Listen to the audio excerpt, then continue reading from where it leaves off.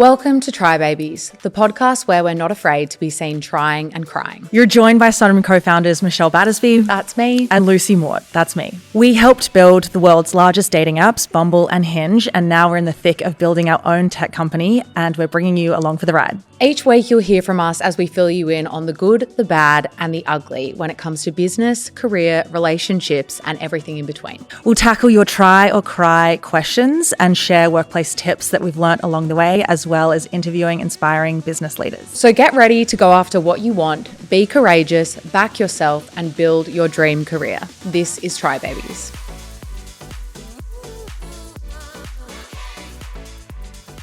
Welcome back to Try Babies. We are talking all about the highs and lows of Sunroom. This is going to be a very raw, honest update about how things are going. It's nearly 3 years since Sunroom was conceived. Yeah, the birthday's in a couple of days, I think. Is it? That's nuts. November 20th.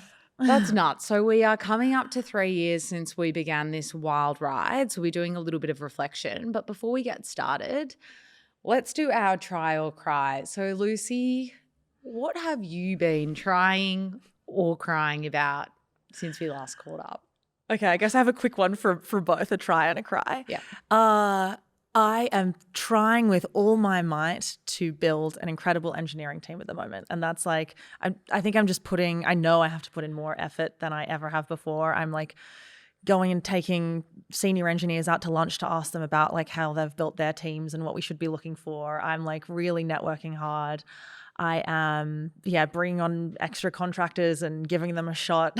I am like working super hard with our lead engineer to like coach him and building the team. So it's just like the main focus area of mine right now. And then crying, I think the thing that I most recently cried about was my mum turned 60 a couple of weeks ago, and she had a 60th birthday in our garden at home. She had 100 of her friends, all my family were there. And that would be like the whole Mudgee community. Yeah. And like for context, I'm stuck in the States right now because my green card is in application. And so I can't go home for Christmas. I couldn't go home for the 60th. And my brother messaged me the morning of her party and was like, hey, do you have some like words you want to write for the speech? And I just like reflecting on my mom and that I couldn't be there, and then seeing all the photos, I just got really sad. And I think I'm thinking more and more about how I'm like missing some really important parts of their life whilst I'm here. That is hard, because how many years have you lived here? Almost 9. That is a long time. Yeah. Basically a decade. Yeah, I know. Wow. Okay, what about you? Trying and crying? Yeah, I can probably share both actually. I mean, trying for me on the work side, just really trying to land some bigger creators. Got some very exciting conversations happening at the moment, but I think it can feel, I think I've mentioned this before, like I just have to be on repeating the same thing so fucking frequently. And so it's just, it can be a bit draining to like be having to perform like that so regularly. But I think it'll be an amazing feeling once, you know, we start getting some of these people in the door. And then on the crying side, I think because I'm pregnant, it's so weird. I like go to bed at night and just randomly will have these crying sessions where I'll just think about, it's almost like mourning my life as I know it. And so I just lay in bed crying about things. And I've started to think a lot about how I used to party and like how I would go out and do all these things. But I've also been reminding myself like, oh my God, that doesn't stop, you know, it's going to shape shift a little bit. But I also think it's good that I'm aware of this, and it's a lot of change to process, but I think I've kind of been coming through this period of acceptance. Yeah. So that's what I think it's a result of. Wow, that's a lot. I mean, it's really cool of you to admit that because, yeah, I know outwardly you've been so excited and there's like a lot of anticipation and like optimism around that time, but do you feel like I've been excited? I think so. Yeah, your gender reveal video is just like, you guys are ecstatic. Yeah. That was probably the first piece of content where I feel like I am excited, but I feel like in everything else, it's been really quite complex. Mm-hmm. but that is like, there was no complexity there, you know? I think I've just picked up on your excitement based on how much you're thinking about this, how much you're talking about this. Like I can sense that you're, the excitement when you're going to your appointments or anticipation around those. Yeah. I mean, finding out the gender is definitely exciting.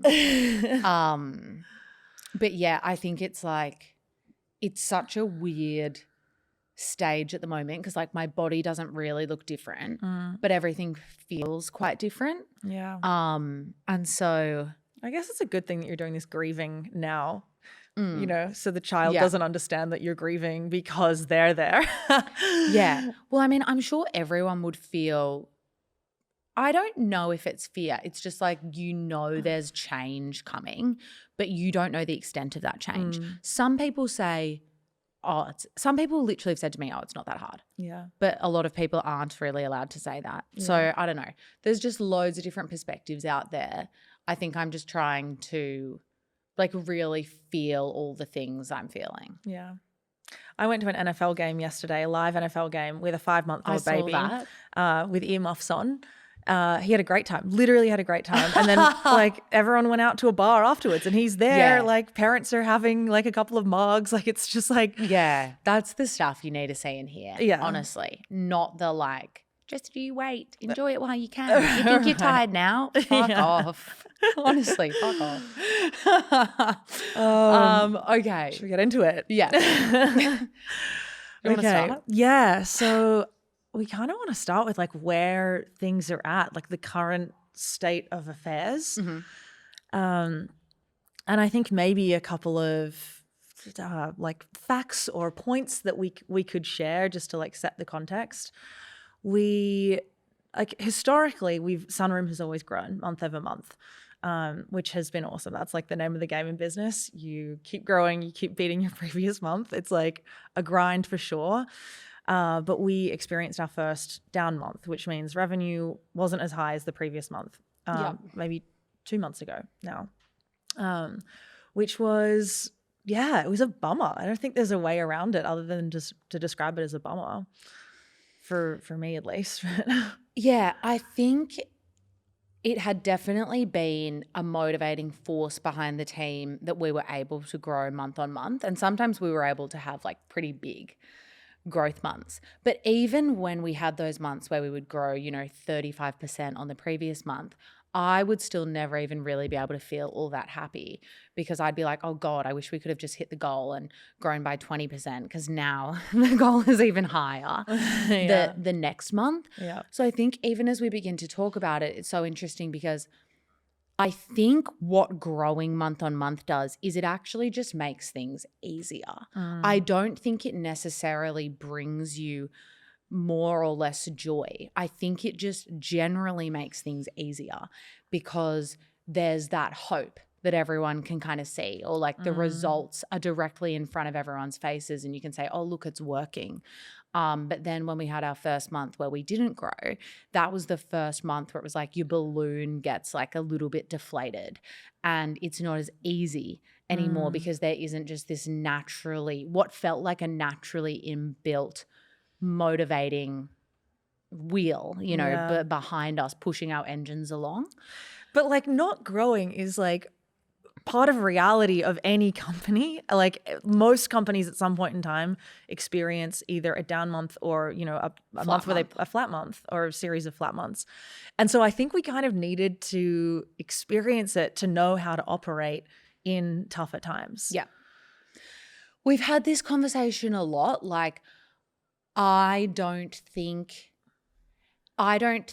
growing all the time is like it. Life is easy if you're winning all the time.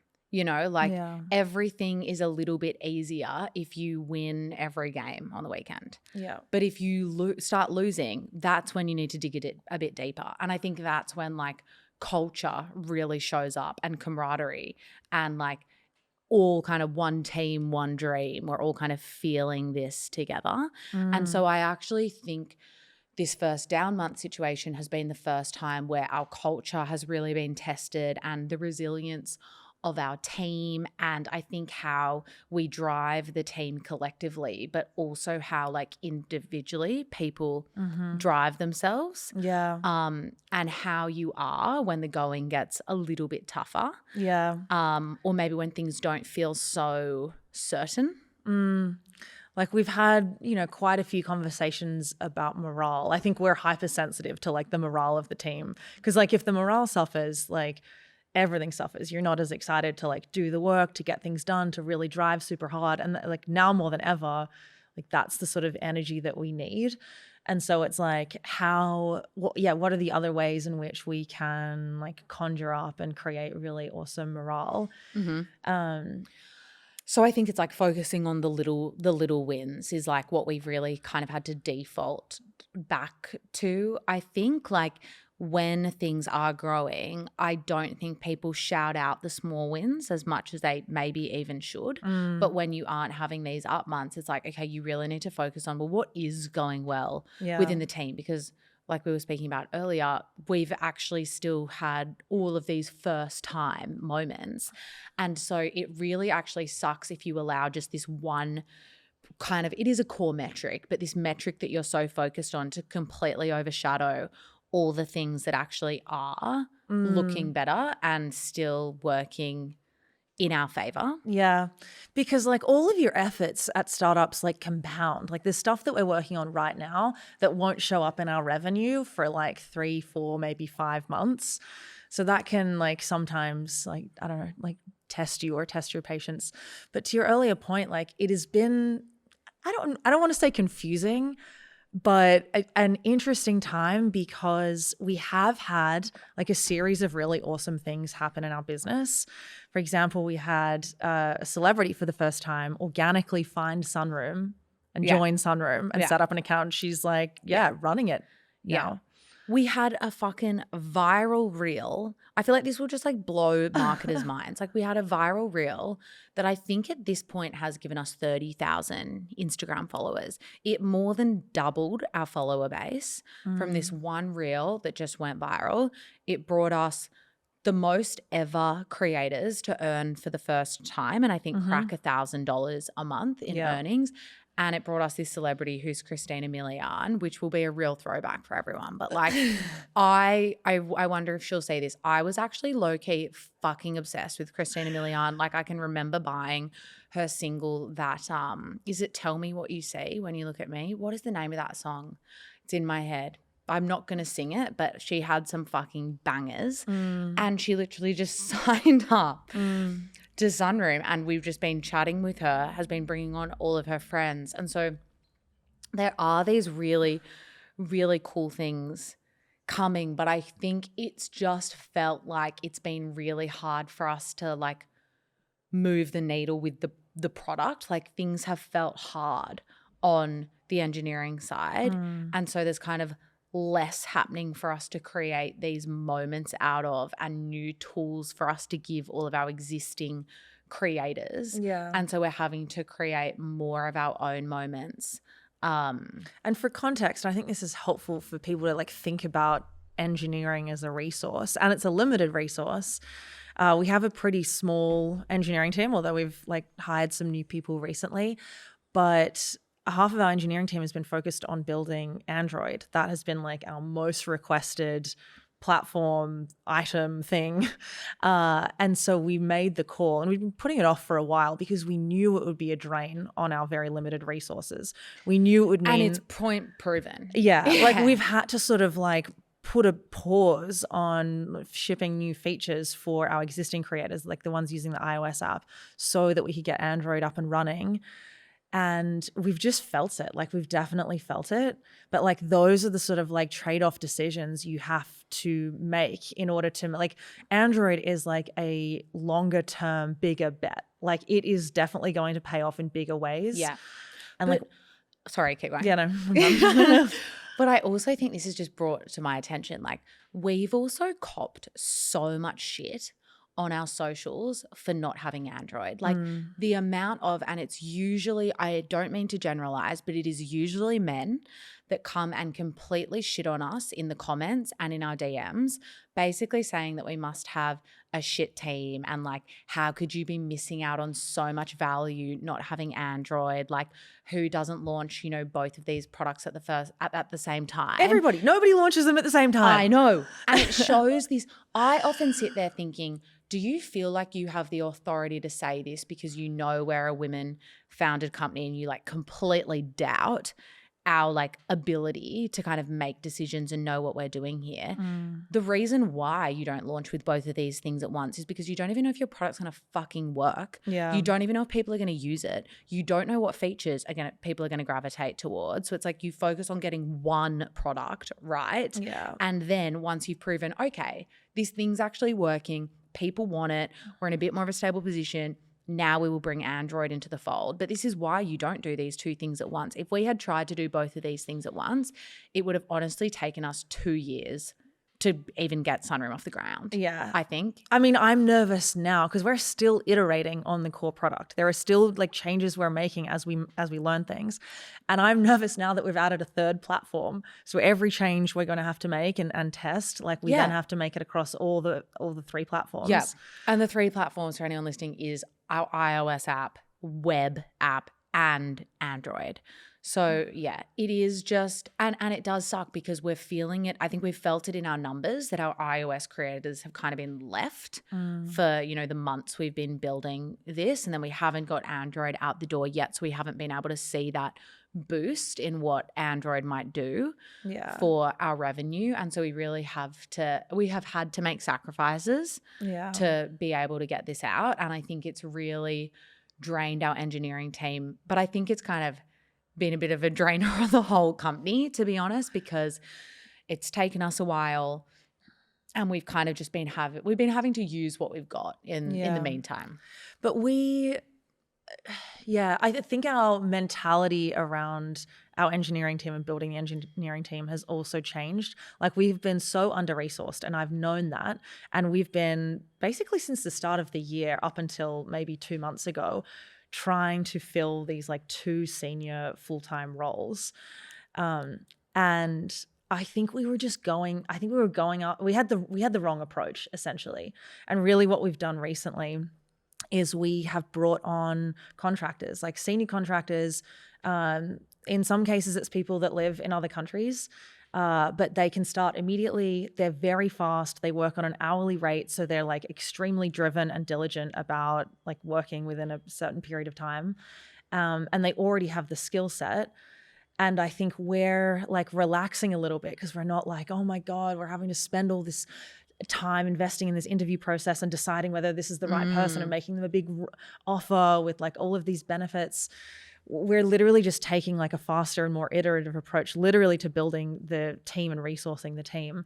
And I think we just got stuck for a long period of time knowing that we'd learned a lot about the sort of candidates that weren't going to work. So we were like, let's take our time.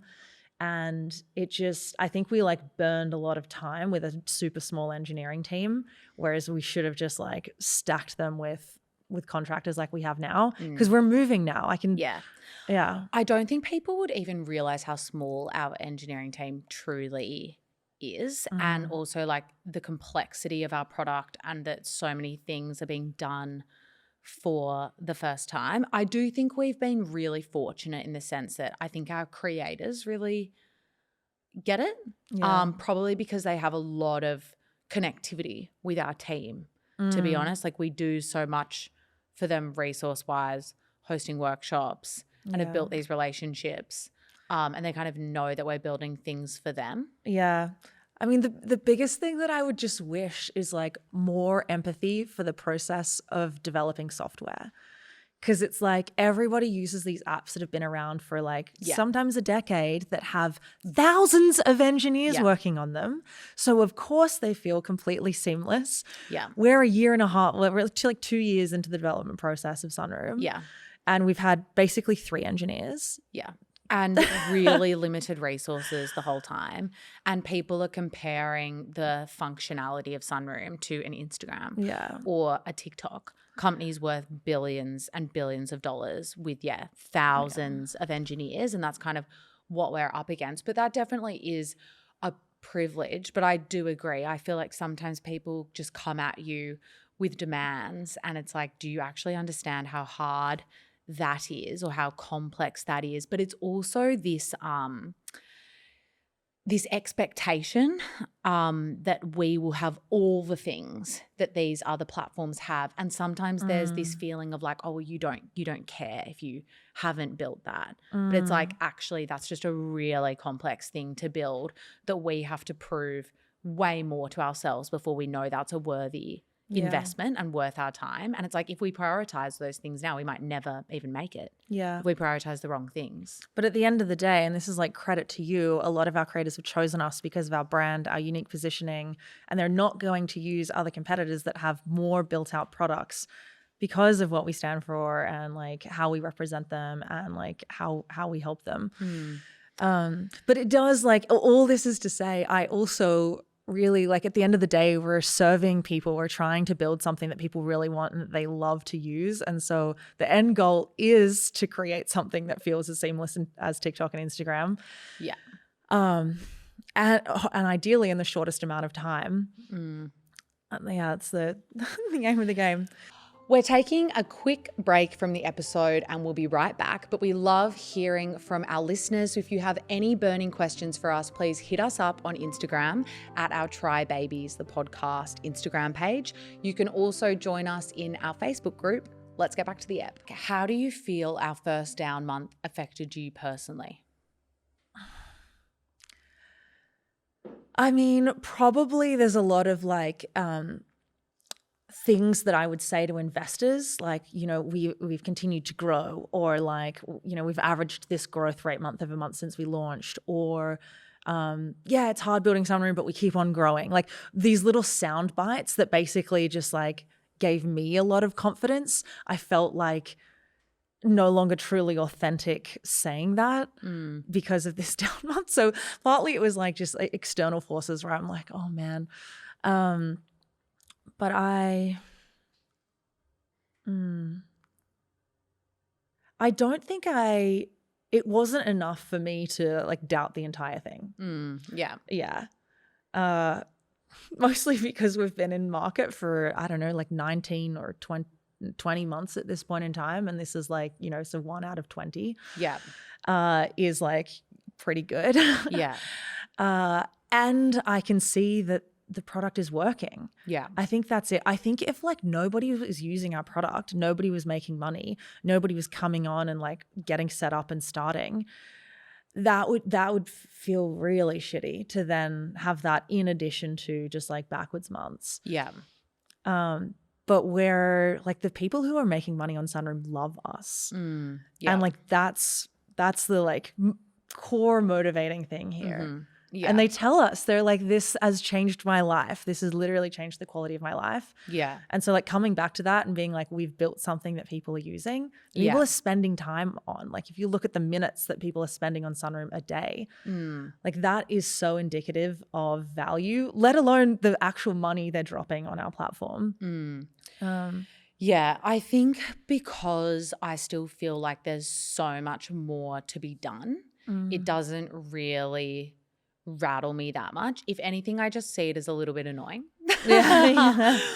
It just annoys me. Probably from more of a trend line perspective. Yes, that's it. Visually, it annoys me. Yeah, like true perfectionists being like, God damn it, why didn't it just stay up and to the right? Like, yeah, it's a visual irritation, but I still feel so much hope. I think it's created a bit of a trigger within my mind, like something I just keep saying and something I really want us to be encouraging the team, like a way I want us to be encouraging the team to think is, if we ran out of money in 12 months, you know, it doesn't work. We've run out of money. That could look like many different things.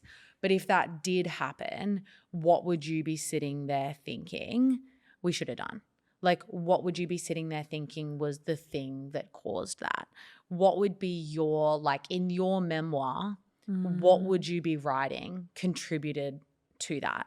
And that's something that I've like really, really started to think about, honestly, 24/7. And so I think if we can also encourage the team to think that way, like we have such brilliant minds around the table that I feel quite confident in. If they approach work every single day with that kind of a mindset, I really don't feel worried. Like if that's how they're approaching, how they prioritize their work, if that's how they're approaching taking risks and learning from it quickly if it fucks up, if that's how they approach like taking some bigger swings, great. Because my thing, it was a bit of a wake up call for me. Like, okay, you know, I don't doubt this, but it's been the first time I felt like, oh God, like imagine if that kept happening. Yeah. That would really start to rattle me. And so it's just kicked me into this different way of thinking about things.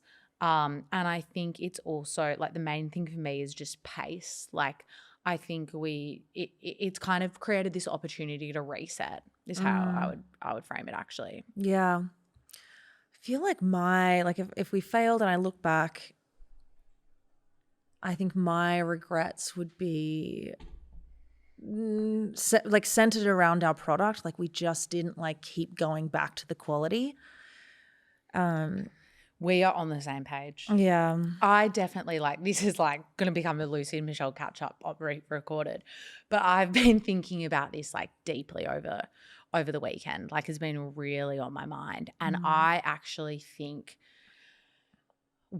our product actually really excels in certain elements. Like I think the UI is like incredible. It looks way more polished and feminine than any other product on the market, and that's what we were trying to achieve.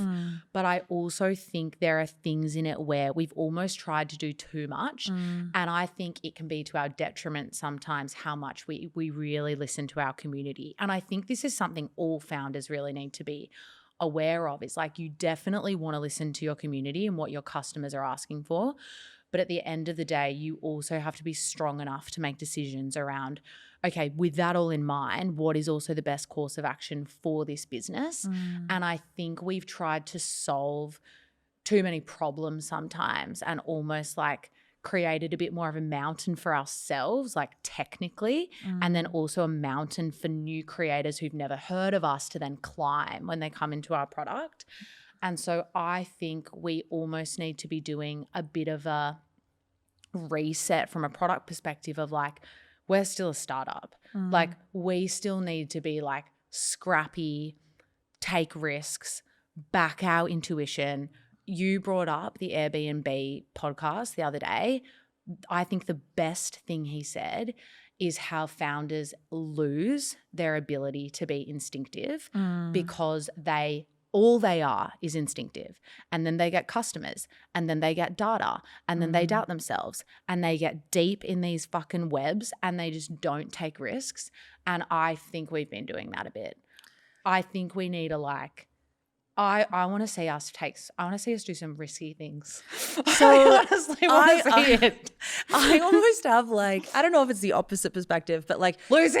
even thinking about the quality of the product, we haven't gotten the delivery of content right. I know, but we've got too many features. Just at the most foundational thing, we made the decision to add on different ways to make money as opposed to getting the delivery of the core thing that people are paying for really fast and really performant. Yeah. And I think we're now realizing that because in all the cancellation feedback we get when people cancel their memberships, it's literally all oriented around content. Either I didn't get enough content, the content was too slow, the content didn't load, the content was annoying to view, I couldn't scrub back and forth through the content. That's it. That's what people care about. Yeah. And we just haven't doubled down and kept going back to that. Yeah. I think we need, and this might scare you, or you might be on board, who knows. I think we basically need, I actually kind of love this episode because I feel like it's literally a you and my one-on-one, but it's being recorded, so this is fascinating. I feel like we almost need to stop building any new features, no features, no refining of any feature that we have, and just only focus on exactly what you said, the quality, the upload quality for our creators and the download quality, or the way that people view media from a member perspective, Yeah. because that's currently hurting our attention and our reputation, which is Yeah. bad. And then in terms of what people need, the only thing people really are asking for right now is Android. So like we really just need to do Android and then just get back to our core functionality, because I think those two things are probably where the biggest losses and opportunities currently are. Yeah. But I think it's going to be hard for us. And I wonder if this is like even because we are so connected with our community, and it's always been about the creators, you know, it's really always been about building for them. But I think there definitely comes a point where it's like you almost need to put the out of office, you know, sign up on the door, away for 10 minutes, gone to lunch, and just like focus on like getting these core things right. Because I think we felt like we're in a bit of a race to compete with these other products. And I feel like you mentioned earlier in this episode, they're great, but I actually think all of our competitors' products are pretty shit. Yeah. They don't look as good as ours. They're very buggy. Like we actually hear people bring up their bugs in meetings with creators. They're missing. We did the feature teardown. Yeah. They're missing loads of things that we have, and so I'm kind of viewing it as this like, you know, we know our resources are limited. We know our time is limited, but we do have a really amazing core team here right now. So it's like, imagine what the potential is if we can like focus on getting these core things right, and then like encouraging our whole team to think about living their career life out. Like, what are you going to be wishing we did 12 months from now? And just being a little bit ballsier. Yeah. I worry that once you get customers and you get data, you do stop being as ballsy. And I feel like I've reclined into my shell a little bit, like a little hermit crab. I definitely feel like pulled in a lot of different ways, right? Like you have a strong perspective, other people on our team have a strong perspective, our creators have a strong perspective on what's important. I regularly do, you know, user interviews with our members, and they have a really strong perspective. And so it's like trying to like get myself into like a Zen state of mind where I can like really just think like what is the core thing here? Like what is it's figuring out the priorities. That's like, I feel like I get most stressed, and the thing that I struggle with most in my job is like sorting through all the noise to find the most important thing. Because like as a product manager, which is essentially the role I'm playing now, everybody wants you to like do something of their own wishes. Like everybody has their own opinion about like what should be done next. And it's like, it is fucking hard to like sort through that and be like, what is the most important thing? Yeah. Who do I listen to the most? I'll tell you who you should listen to the most. Yourself. Seriously. Yes, but I do think it is our paying customers. I think we have maybe over-indexed on listening to our creators because we like pride ourselves on being like a creator-first company. Yeah. And they have very loud voices. They're literally by nature influencers. So they influence us. But really it's the people who have the dollars and the people who are putting their credit card down. Yeah. Like they're the people who the creators are building the product for, and we're building the product for. So like, yeah. But I think we already know what their biggest pain point is. Yeah. And it is the performance. Like it really is the performance that like everything kind of comes back to. But I think it's really, really important, like as the founders of this business, that we don't lose sight of the fact that like we wouldn't be here if we both didn't have instincts. Yeah. Like we would never have made it this far. You know, it's about like collecting information for sure, but it is also about like backing your experience and your ability to make an instinctive decision. Because that will be my biggest regret. Yeah. My biggest regret will be I did not trust my instincts. Mine will probably be, and I wonder if other founders and business owners out there relate to this, or if you relate to this. I think you just become a bit like blind. You become a bit blind to the really glaring issues. You just become used to certain bugs, used to the quirks of your product, the way things perform, or even the way your team performs. It just becomes the norm, and your like quality expectations adjust because like sometimes it can feel like so fucking hard to set a new standard. We're trying to do that right now with the engineering team. We're trying to set a new quality standard. It's fucking hard because you just have to keep going back and being like, it's not good enough. It's not good enough. It's like that. Yeah. I think what you're describing could actually be like a business's biggest downfall. And like one of the greatest risks is to become a bit numb or blind to those things. And I don't think it's a fault.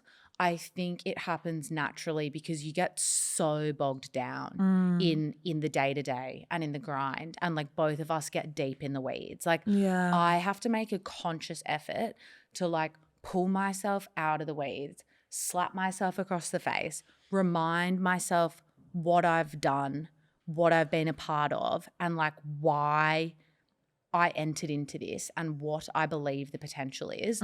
Process all of those experiences and then like trust what my gut is saying we need to do. Yeah. Because I also don't want it to be like misconstrued. When I say like listen to yourself, trust your gut, that's not you making a personal preference. That is you having experience and like backing that experience. Like that is where an instinct comes from.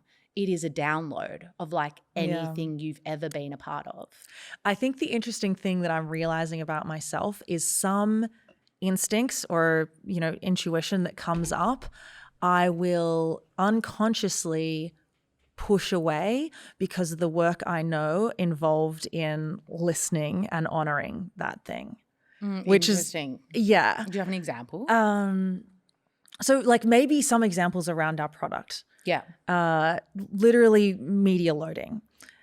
I know that in order for us to like probably like really resolve it and really make it freaking amazing, I probably need to go out and spend a lot of money recruiting a really talented video engineer who like has a bunch of like knowledge around video engineering and can work with our lead engineer, Nick, to like really make it a fucking amazing experience. And I think I like look at that and I'm like, that seems like really difficult and expensive. What would you be doing if you weren't doing that? Like with you focusing on that, what do we lose you focusing on? Like probably like thinking about the product. Whenever I'm really thinking about recruiting, I have to like think less about our users' experience of the product. I honestly think we just need to make you do that because the user experience with the product is worse, is at its worst right now because of the video performance. So like if you focus on A, you're going to be making B better anyway. Yeah. So case closed. I mean, to be honest, this is like an example that I'm already working on. Like I've already like realized it, and I've brought us on. Well, yeah, he's starting soon, a really dope Android engineer who can help us with like the Android video loading issues, which are like definitely the worst. Yeah. I just wonder, like, I do sometimes, I hate to make it like a gendered thing, but I am just so curious about like the male and female like founder experience, because I just think men are probably like, do you reckon they back themselves? They probably like back themselves even when they don't have the experience. I just wonder if like they get themselves into these situations where, I mean, it is a good thing to listen so diligently to your users, but I think it can also be a bit of a head fuck, because I think it can kind of steer you off course sometimes. Like we've definitely built things people have said that they want and they've been completely underutilized. And I think that's like what we need to learn from. And be thinking like, okay, sure, they've said that they want this, but like history shows this kind of thing actually isn't really adopted. And that's just like I think natural progression as you go through a business and experiment more and more. Like you just have all these notches on your belt of like, no, like 10% of our users will adopt that. Yeah. It's not worth the squeeze. I don't know about you, but like I just kind of feel like I'm entering my ruthless era. Like I just think, and like I mean ruthless with empathy, you know? Like I think it's almost more as a service to myself, which I see as like a service to Sunroom. Like if we don't start really like, I think pushing ourselves and our team and like not letting our standards drop, but also really staying true to how we got here. I think that's what we need to be doing. Yeah. My coach, my CEO coach, really helps me with that because he can, I think sometimes I operate too much from a place of empathy. Like even when thinking about like performance managing people, I like some of the stuff I'll say to him, he knows that I'm caring to or putting too much focus on like their feelings, how they're going to feel about the process of being performance managed or how they might feel about leaving Sunroom or whatever. And he's just like, you need to feel and care about what the business needs. And it's like, it is like more of a ruthless take. It's more of a ruthless approach.